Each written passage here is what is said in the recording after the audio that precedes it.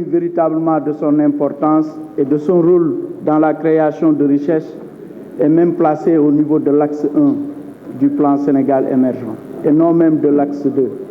Donc transformation structurelle de l'économie et croissance avec un objectif de faire tout pour que le sport contribue au développement et de rendre effectivement le sport accessible au regard de ses fonctions sociales, économiques et thérapeutiques. Donc les politiques et la stratégie du sport, je pense, c'est bien ressorti dans le rapport. Tout ce qui est promotion du sport et les adultes, la construction de complexes modernes omnisports, la réhabilitation des stades régionaux, il en a parlé, les programmes de 26 stades départementaux, le développement du sport à l'école et la promotion d'entreprises sportives et d'activités connexes. Mais il me plaît quand même de revenir sur un point important, c'est le budget du ministère des Sports et sa répartition. Parce que très souvent, les budgets passent, mais ne se ressemblent pas en termes de répartition. Le budget du ministère des Sports s'élève à 37 milliards 883 millions. Il y a eu beaucoup de demandes, c'est peu, certes, c'est insuffisant, certes, mais sachez qu'il y a 12 ans, on parlait d'un budget du ministère des Sports de 6 milliards 812. Aujourd'hui, nous sommes à un budget de 37 milliards 883. Donc, il y a eu une augmentation substantielle de ce budget, une hausse de près de 456% en 12 ans en valeur relative et 31 milliards en valeur absolue. Mais la répartition, elle est importante.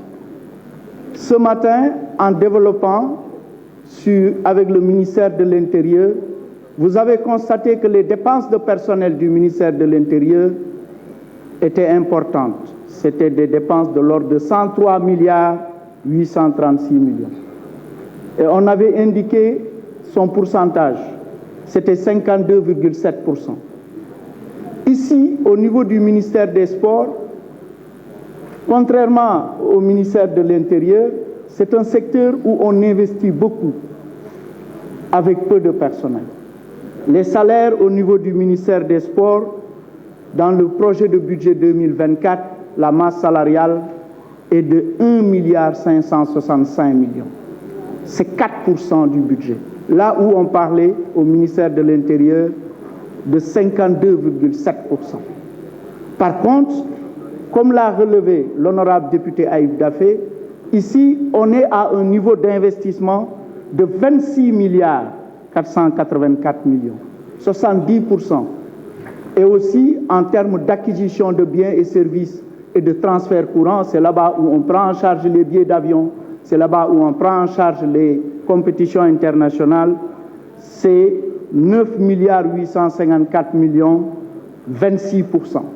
Voilà une répartition qui démontre qu'on est beaucoup plus dans la prise en charge des compétitions internationales et dans les investissements au niveau donc de ce ministère. Il a été question d'exonération des acquisitions de gazon synthétique par les collectivités territoriales.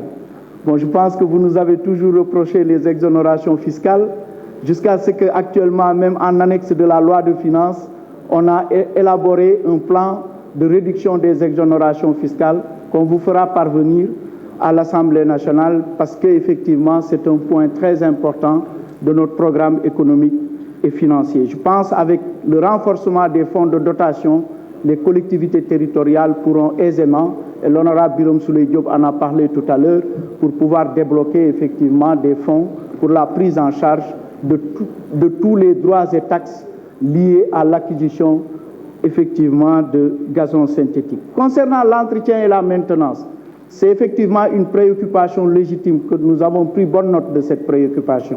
Mais sachez que la société de gestion des infrastructures publiques dans les pôles urbains de Diamniadio et du Lac Rose, je veux parler de SOGIP, assure l'entretien et la maintenance du stade du Bijou, le stade Abdoulaye Wade. Et le projet de budget 2024 que vous examinerez au niveau des dépenses communes, le jeudi prochain, vous allez voir qu'on a prévu 800 millions exclusivement pour cette ligne de dépenses.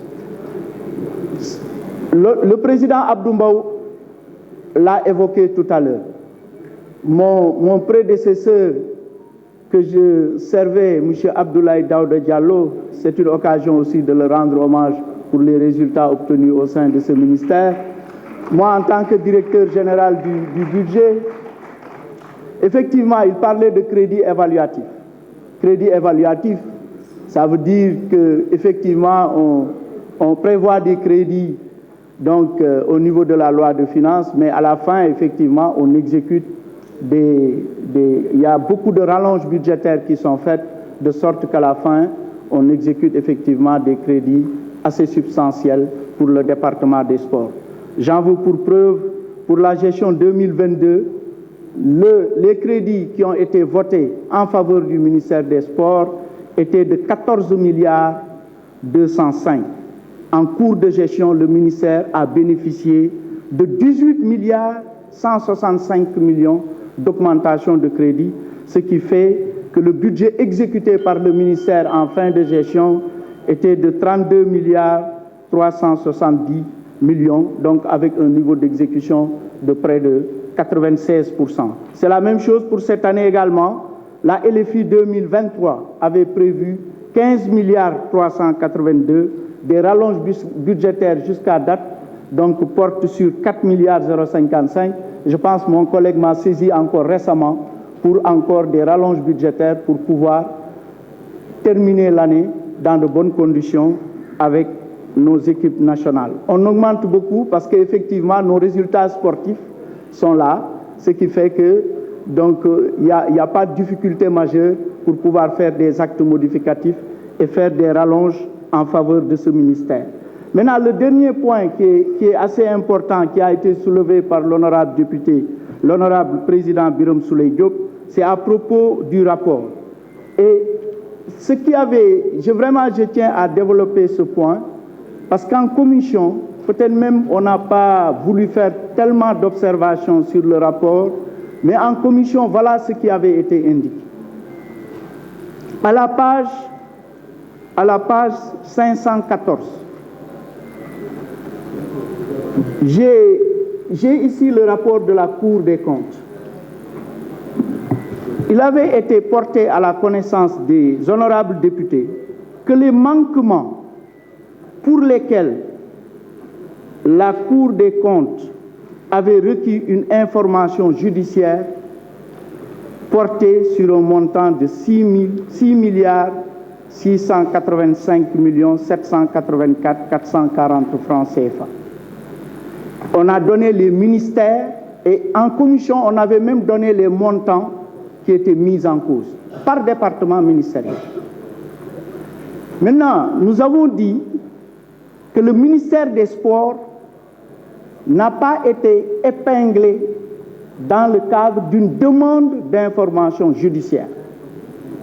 Maintenant, la Cour des comptes a relevé des manquements. J'ai l'ordinateur avec moi.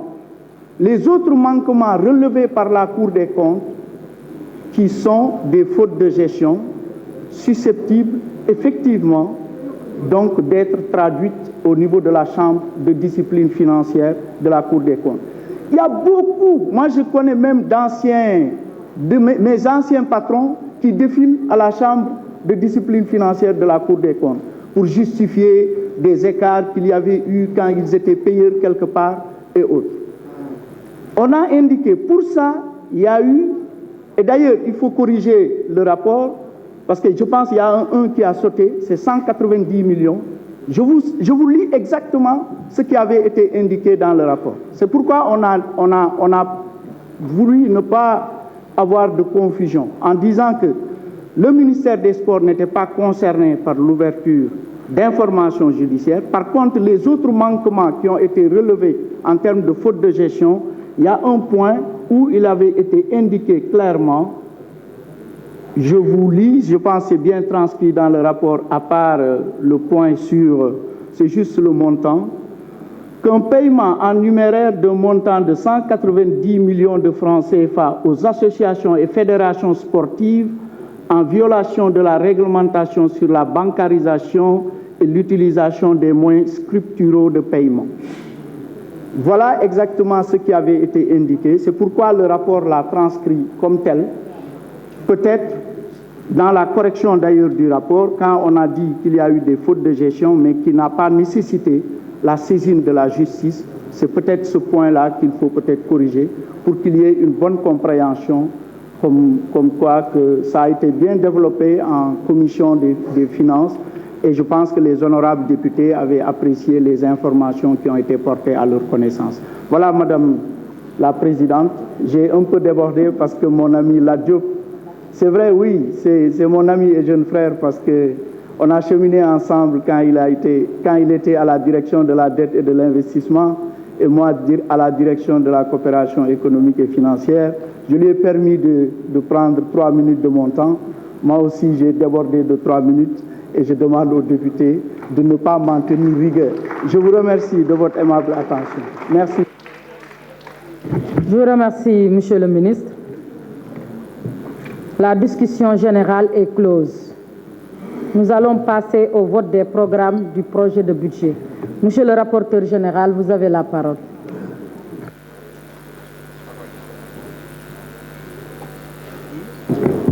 Merci, Madame la Présidente. Section 52.